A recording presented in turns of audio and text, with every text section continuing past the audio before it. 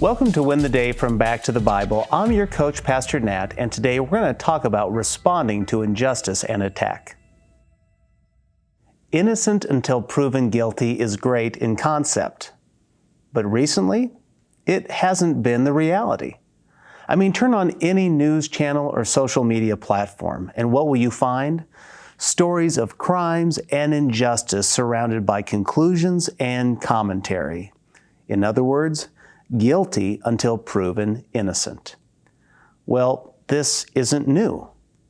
Jesus experienced this kind of prejudice and injustice 2,000 years ago. How so? Let's watch as Jesus' first trial is conducted in John chapter 18, beginning in verse 19. The high priest then questioned Jesus about his disciples and his teaching. Jesus answered him, "I have spoken openly to the world. I have always taught in synagogues and in the temple, where all Jews come together. I have said nothing in secret. Why do you ask me?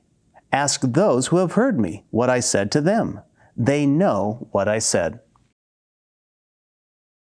Jesus is standing before the Jewish authorities, and it's clear that Jesus' verdict is already decided. How can I be so sure? Well, you may remember back in John chapter 11.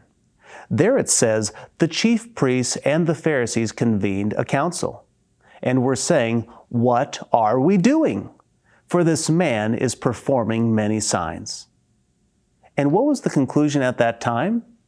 Caiaphas declared that Jesus had to die. And in verse 53, from that point on, they were determined to kill Jesus. So Jesus is standing before Annas, and no formal charge has been presented.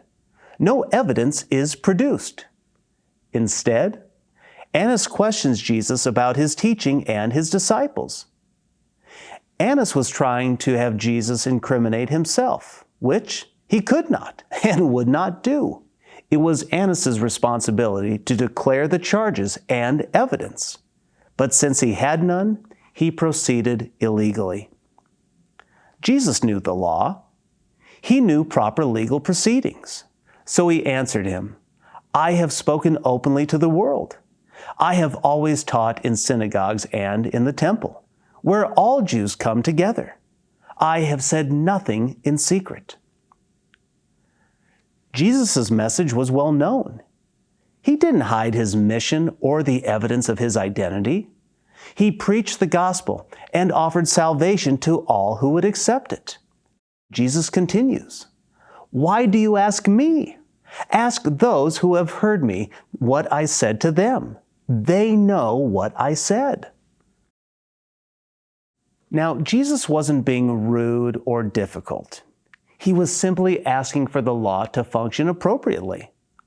With no accusers and no evidence, Annas was acting illegally. Jesus here is exposing his hypocrisy. Today, the same techniques are being used, but you don't have to fall into these traps. When someone attacks you for your faith, have them clarify what it is they are arguing. Just what is it that they believe about you, about your faith or your actions? What is it that they disagree with? Otherwise, they're simply attacking you and declaring you guilty when you are really innocent. Jesus showed great peace and patience in the face of grave injustice. So let's imitate Jesus' example. When we do, we will win the day.